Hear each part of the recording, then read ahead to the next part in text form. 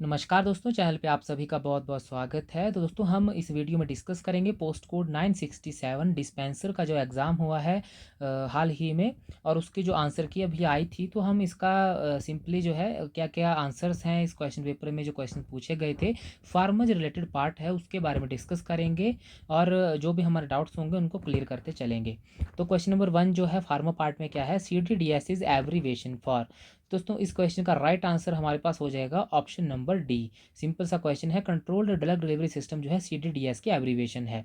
Next question है, which type of drug delivery system involves use of carriers. अब दोस्तों अगर आपने अच्छे से पढ़ा है तो आपको पता होगा, नोवल ड्रग डिलीवरी सिस्टम में हमारे पास जो टारगेटेड ड्रग डिलीवरी सिस्टम है, इसमें हमारा कैरियर्स का यूज़ किया जाता है, और ड्रग्स को उन कैरियर्स के साथ अटैच करवा के जो है टारगेटेड साइट्स पर, रिक्वायर्ड साइट पर प्रोवाइड कराया जाता है। अब इसमें एग्जांपल क्या आता है, एग्जांपल है जब हमारा ट्यूमर को ट्रीट करने के लिए ट्यूमर सेल्स को जब डिस्ट्रक्ट करना होता है, बॉडी से बाहर करना होता है, तो वहाँ पर टारगेटेड ड्रग डिलीवरी सिस्टम को यूज़ में लिया जाता है, ताकि जो नॉर्मल सेल्स हैं उनको डैमेज होने से बचाया जा सके। तो ऑप्शन नंबर ए हो जाएगा क्वेश्चन नंबर 39 का राइट। अब अगला क्वेश्चन है, which is not an example of primary packaging material.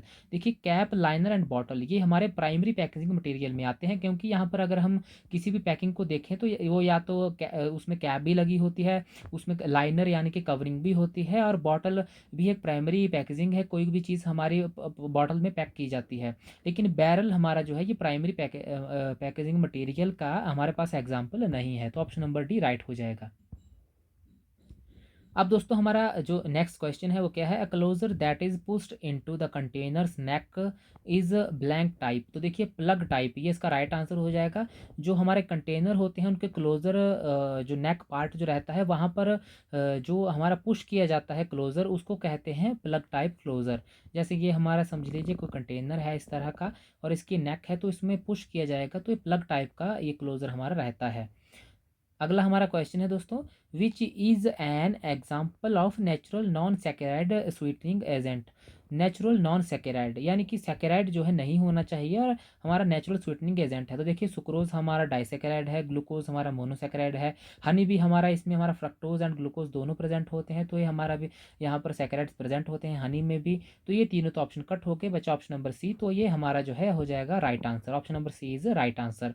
तो यहाँ पर स्टेरॉयडल सैपोनिन में अगर बात करें कौन सा यूज़ किया जाता है, तो यहाँ पर ग्लिसराइजर ग्लैब्रा, जो हमारी मुलेठी जो रहती है, मुलेठी जो रहती है हमारी, या जिसको यष्टि कहते हैं, यष्टि, तो ये हमारी एक स्टेरॉयडल सैपोनिन होती है, जिसका यूज़ किया जाता है as a natural sweetening agent.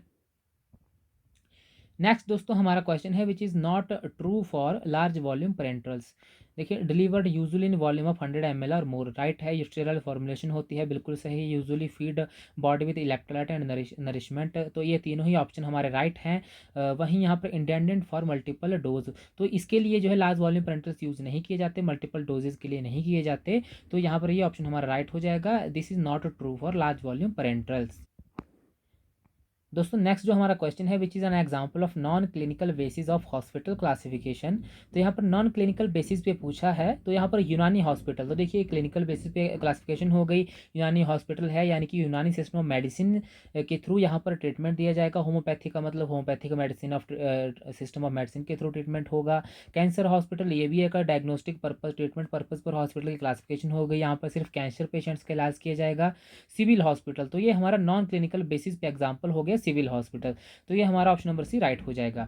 Number of beds in medium size hospital are. अब देखिए मोर देन 1000 बेड्स जो हमारे रहते हैं उनको कहा जाता है लार्ज हॉस्पिटल, तो 5 to 1000 ये वाला ऑप्शन हमारा राइट हो जाएगा। 500 to 1000 बेड्स वाला हमारा कहलाता है मीडियम साइज हॉस्पिटल।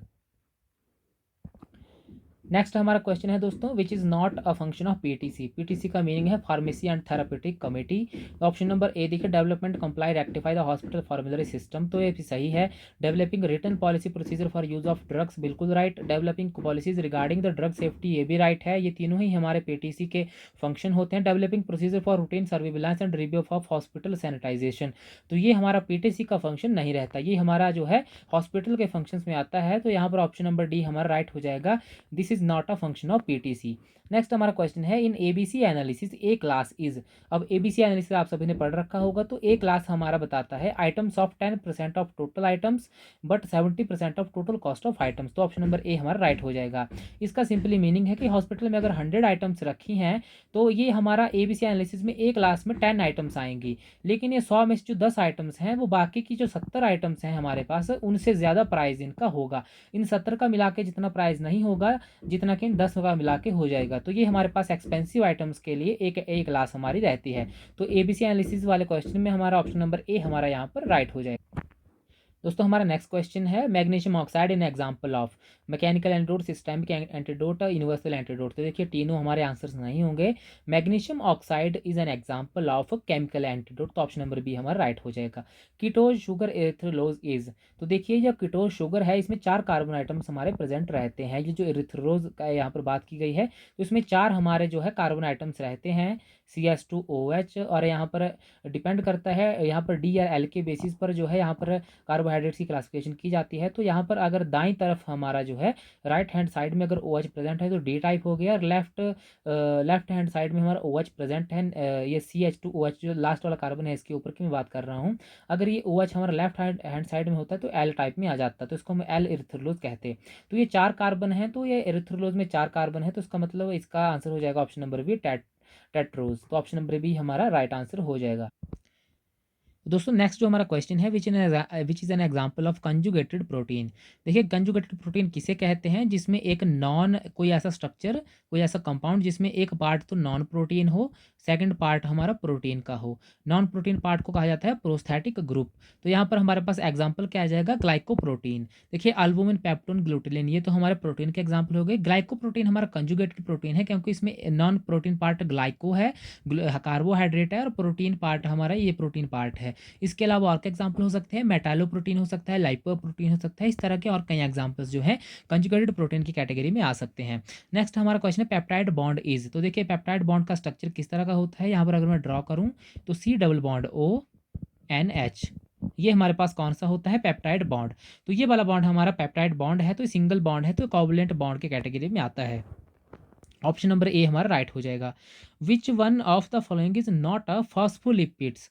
देखिए फॉस्फोलिपिड में कौन सा नहीं आता, देखिए लेसिथिन फॉस्फोलिपिड में आता है, फॉस्फेटिडाइल इनसिटोल हमारा फॉस्फोलिपिड है, सिफेलिन हमारा फॉस्फोलिपिड है। अब देखिए ऑप्शन नंबर सी बचा, तो ये हमारा फ्रेनोसिन फॉस्फोलिपिड नहीं होता। देखिए फॉस्फोलिपिड किसे कहते हैं, कोई ऐसा कंपाउंड या स्ट्रक्चर जिसमें एक पार्ट तो फॉस्फो हो, सेकंड पार्ट उसका लिपिड हो। तो ये तीनों तो इस कैटेगरी में फॉलो करते हैं, लेकिन फ्रेनोसिन जो है ये हमारा सेरिब्रोसाइड है, ये हमारा सेरिब्रोसाइड है। सेरिब्रोसाइड हमारे ब्रेन में प्रेजेंट रहते हैं, और इनका जो स्ट्रक्चर होता है तो इसमें एक पार्ट होता है स्फिंगोसाइड और इसमें दूसरा पार्ट होता है कार्बोहाइड्रेट का। तो हमारा फ्रेनोसिन यहाँ पर जो है सही हो जाएगा। ऑप्शन नंबर सी हमारा यहाँ पर जो है राइट आंसर हो जाएगा। तो फ्रेनोसिन हमारा राइट है, this is not a phospholipid. दोस्तों नेक्स्ट हमारा क्वेश्चन है maltose sugar has dash glycosidic linkage. देखिए अल्फा 1,4 ग्लाइकोसिडिक लिंकेज हमारी माल्टोज शुगर में प्रेजेंट होती है। Blocking activity of enzyme by blocking it's active site is. तो देखिए एक्टिव साइट को अगर ब्लॉक कर रहा है कोई हमारा एजेंट तो उसको कहा जाता है कॉम्पिटिटिव इनिबिशन। वहीं अगर एक्टिव साइट को छोड़ के किसी अनदर साइट पे बाइंड करके हमारे अगर किसी एंजाइम की एक्टिविटी को ब्लॉक किया जा रहा है तो उसको एलोस्टेरिक इनिबिशन कहेंगे। अगला क्वेश्चन है which vitamin is also called retinol. तो देखिए हमारा विटामिन ए को रेटिनॉल कहते हैं क्योंकि ये हमारे आईज रेटिना को प्रोटेक्ट करता है। इसके अलावा अगर यहाँ पर बात करें तो विटामिन ई को लेकर भी क्वेश्चन पूछ लिया जाता है कि कौन सा हमारा ऐसा विटामिन है जिसकी कमी से कोई पर्सन जो है हमारा स्टेराइल हो सकता है। स्टेराइल का मीनिंग है कि उसमें जो रिप्रोड्यूस करने की जो एबिलिटी है वो खत्म हो जाएगी। तो विटामिन ई के एब्सेंस में कोई मेल जो है हमारा स्टेराइल हो सकता है। वहीं विटामिन डी की कमी से जो है पेशेंट एक तो इम्यूनिटी पे असर पड़ता है, क्योंकि विटामिन डी हमारा इस पे ये भी क्वेश्चन आता है कि कौन सा स्टेरॉयडल विटामिन है। तो विटामिन डी हमारा एक स्टेरॉयडल विटामिन है, और इसकी कमी से इम्यूनिटी के रिलेटेड प्रॉब्लम्स भी हो सकती हैं, क्योंकि इम्यूनिटी में भी काम करता है बहुत तरह की डिजीज़ में। और वहीं अगर बात करें तो दोस्तों आजकल जितनी हमारी जो डिलीवरीज हो रही हैं तो वहाँ पर जो न्यूबॉर्न है उनको 1 ईयर तक 400 इंटरनेशनल यूनिट्स विटामिन डी की देना मैंडेटरी है पर डे, 1 साल तक। और वहीं जो प्री टर्म हमारे बेबी डिलीवर होते हैं, प्री टर्म जो डिलीवरीज होती हैं वहाँ पर जो हमारा न्यूबॉर्न है उसको 800 इंटरनेशनल यूनिट पर डे की डोज देना यहाँ पर इंपॉर्टेंट होता है, ताकि वहाँ पर न्यूबॉर्न को जो है विटामिन डी की कमी ना हो, क्योंकि रिसर्च में पता चला है कि विटामिन डी की कमी जो है न्यूबॉर्न्स में देखी जा रही है। तो यहाँ पर विटामिन डी से रिलेटेड जो है ये इन्फॉर्मेशन थी। नेक्स्ट हमारा क्वेश्चन है ग्लूकोसिंथेसिस फ्रॉम नॉन कार्बोहाइड्रेट प्रीकर्सर। देखिए ग्लूकोनियोजेनेसिस, ये ऑप्शन नंबर ए हमारा राइट हो जाएगा। ग्लूको यानी glucose, neo means new and genesis mean formation. तो ग्लूकोज की नॉन कार्बोहाइड्रेट सोर्स से जब सिंथेसिस होती है तो उसको ग्लूकोनियोजेनेसिस कहा जाता है। नेक्स्ट हमारा क्वेश्चन है weight variation in tablet processing is caused by all following except. कौन कौन से ऐसे कारण हैं जिनसे यहाँ पर कुछ कारण यहाँ पर दिए हैं जिनसे वेट वेरिएशन हो सकती है टैबलेट में, लेकिन हमें फाइंड आउट करना है कि कौन सा ऐसा एक कारण है जिससे ऐसा नहीं होता। Non uniform granular size distribution, देखिए ग्रैन्युलर का साइज अगर कम या ज़्यादा रहेगा, अनइक्वल डिस्ट्रीब्यूशन होगा तो हमारे वेट वेरिएशन होगी। तो हमारा ऑप्शन नंबर ए राइट हो गया। ये हमारा जो है यहाँ पर राइट है, वेट वेरिएशन कॉज करता है। पुअर फ्लो ऑफ ग्रैन्यूल्स, ये भी हमारा वेट वेरिएशन कॉज करते हैं। प्रेजेंस ऑफ एक्सेसिव फाइन्स, बहुत ही ज़्यादा स्मॉलर पार्टिकल्स जो है ये भी हमारा वेट वेरिएशन कॉज करते हैं। हाई स्पीड ऑफ टरेट, इसका यहाँ पर कोई फर्क नहीं पड़ता वेट वेरिएशन के ऊपर, अगर सब कुछ हमारा सही है, डिस्ट्रीब्यूशन राइट है, फ्लो ग्रेन्यूल्स का फ्लो राइट है, एक्सेसिव फाइन्स नहीं है, तो चाहे जितनी भी स्पीड हो टरेट की, इसका कोई फर्क जो है नहीं पड़ता। तो हाई स्पीड ऑफ टरेट हमारे यहाँ पर राइट आंसर हो गया। नेक्स्ट हमारा क्वेश्चन है दोस्तों, first product of glycogenolysis. Glycogenolysis का जो फर्स्ट प्रोडक्ट है दोस्तों वो हमारे पास होता है फ्रक्टोज ग्लूकोज 6। तो ये हमारे पास ऑप्शन नंबर बी हो जाएगा। ग्लूकोज 1 फॉस्फेट हमारे पास ग्लाइकोजेनोलिसिस का फर्स्ट प्रोडक्ट यहाँ पर रहता है। Active immunity is gained by following except. देखिए एक्टिव इम्यूनिटी का मीनिंग है कि हम पैथोजन या आप किस तरह का एंटीजन कह लें उसको बॉडी में एडमिनिस्टर करते हैं और बॉडी खुद जो है उसके खिलाफ फिर एंटीबॉडी सिंथेसाइज करेगी। तो इस तरह की इम्यूनिटी जब प्रोवाइड कराई जाती है तो उसको एक्टिव इम्यूनिटी कहती हैं। अब इस तरह की इम्यूनिटी एक तो नेचुरल इन्फेक्शन से मिलती है। अभी आपने देखा था कि कोरोना जैसे हुआ था पेशेंट्स को, तो जो हमारे बिल्कुल सही रिकवर हो गए थे उनकी बॉडी में कोरोना के खिलाफ जो है ऑटोमेटिकली एंटीबॉडीज फॉर्म हो गई थी। तो नेचुरल इन्फेक्शन से जो है हमारा एक्टिव इम्यूनिटी का एक एग्जाम्पल यहाँ पर होता है। नेचुरल इन्फेक्शन से हमें एक्टिव इम्यूनिटी मिलती है। वहीं एडमिनिस्ट्रेशन ऑफ वैक्सीन को इंजेक्ट करने से भी हम एक्टिव इम्यूनिटी मिलती है। तो ये भी हमारा राइट हो गया। हमें यहाँ पर बताना है कि एक्टिव इम्यूनिटी किससे नहीं मिलती। एडमिनिस्ट्रेशन ऑफ टॉक्सॉइड्स, तो टेटनस टॉक्सॉइड लगाने से भी हमें जो टेटनस का हमारे पास जो बैक्टीरिया रहता है और जो टेटनस हमारा जो डिजीज़ रहती है उसके खिलाफ जो है यहाँ पर हमें इम्यूनिटी प्रोवाइड हो जाती है टॉक्सॉइड्स से। तो ये ऑप्शन नंबर बी भी हमारा राइट हो जाएगा। तो ये भी हमारा आउट हो गया। एक्वायरिंग थ्रू ब्रेस्ट मिल्क, तो देखिए ब्रेस्ट मिल्क से एक्टिव इम्यूनिटी नहीं मिलती, पैसिव इम्यूनिटी मिलती है। क्योंकि यहाँ पर ब्रेस्ट मिल्क से जैसे बच्चा जब पैदा होता है उसके बाद दूध पीता है तो कोलोस्ट्रम जो फर्स्ट मिल्क पीता है, कोलोस्ट्रम जिसको कहते हैं, तो वहाँ से उसको IgA एंटीबॉडी मिलती है जो कि पैसिव इम्यूनिटी के एग्जाम्पल में आती है। क्योंकि यहाँ पर इसको बनी बनाई एंटीबॉडी मिल रही है जो कि उसका जो है यहाँ पर इम्यूनिटी उसको प्रोवाइड कराएगी। तो ये हमारा यहाँ पर आंसर हो गया IgE एंटीबॉडी, यहाँ पर ऑप्शन नंबर डी हमारा राइट हो गया। Which is not caused due to deficiency of calcium, osteomalacia बिल्कुल होता है। हाइपोकैल्सीमिया भी होगा अगर कैल्शियम नहीं देंगे, कैल्शियम की डेफिशिएंसी हो जाएगी। रिकेटस भी होगा अगर कैल्शियम की डेफिशिएंसी हो जाएगी। लेकिन हाइपोकैलीमिया ये तो हमारा पोटेशियम की कमी से होता है। तो हाइपोकैलीमिया हमारा यहाँ पर राइट हो गया, ये हमारा कैल्शियम की डेफिशिएंसी से नहीं होता। नेक्स्ट हमारा क्वेश्चन है acidic buffer is combination of. अब देखिए जो एसिडिक बफर होता है ये हमारा weak acid and it's salt conjugate base, इसका जो है ये कॉम्बिनेशन रहता है। तो ऑप्शन नंबर सी राइट हो गया। Menkes syndrome is caused due to deficiency of copper की डेफिशिएंसी, यहाँ पर देखिए कॉपर हमारा राइट हो गया यहाँ पर आंसर। कॉपर की डेफिशिएंसी से मेनके सिंड्रोम होता है। हाइपोटोनिक डिहाइड्रेशन इज, तो देखिए जो हाइपोटोनिक डिहाइड्रेशन है ये हमें primary loss of electrolytes more than water, तो इसकी वजह से ये होता है primary loss of electrolytes more than water. तो ऑप्शन नंबर ए हमारा यहाँ पर राइट हो जाए। नेक्स्ट हमारा क्वेश्चन है लाइफ स्पैन ऑफ आरबीसी, तो 120 डेज होता है। Chemical formula for sodium bisulphide, तो ऑप्शन नंबर डी राइट हो जाएगा। NaHSO3 हमारा सोडियम बाइसल्फाइड का ये केमिकल फार्मूला रहता है। Benzidine test is used for, most important question है हमारा ब्लड इन यूरिन हीमैचूरिया को यहाँ पर डिटेक्ट करने के लिए बेंजीडीन टेस्ट जो है किया जाता है। यहाँ पर स्मॉल से स्मॉल अमाउंट भी हमारा अगर यूरिन में ब्लड का प्रेजेंट है तो बेंजीडीन टेस्ट इसका पता लग जाता है। तो 66 का ऑप्शन नंबर ए राइट हो जाएगा।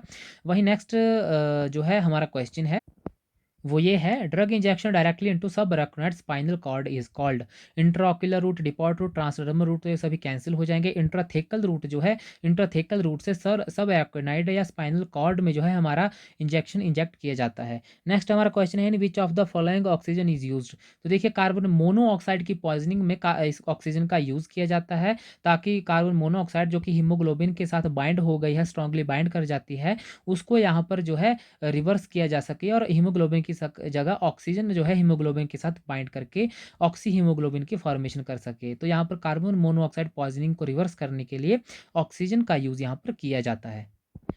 नेक्स्ट हमारा क्वेश्चन है, which is an example of irreversible anticholinesterase, तो डाइफ्लोज हमारा इसका ऑप्शन राइट हो जाएगा। Which is action of succinylcholine, तो देखिए डीपोलराइजेस स्कैटल मसल मेम्ब्रेन, तो ए हमारा राइट हो जाएगा। दोस्तों सक्सिनाइल कोलिन जो है ये हमारा इंजेक्ट करने के बाद 30 to 60 सेकेंड में अपना एक्शन दिखा देता है और 3 से 5 मिनट तक इसका एक्शन देखने को मिलता है, बिल्कुल शॉर्टर ड्यूरेशन होती है। इसके बाद ये मेटाबोलाइज हो जाता है। मेटाबोलाइज कैसे होता है, तो दोस्तों हमारे प्लाज्मा में एक एंजाइम प्रेजेंट होता है जिसको कहते हैं स्यूडोकोलिन एस्टिरेज। स्यूडोकोलिन एस्टिरेज इसको मेटाबोलाइज कर देता है और सिर्फ इसका 3 से 5 मिनट का ही हमें जो है यहाँ पर इफेक्ट देखने को मिलता है। तो नेक्स्ट हमारा दोस्तों क्वेश्चन है, which is an example of insoluble surface anaesthetic, तो बेंजोकेन जो है इसका एग्जाम्पल राइट हो जाएगा।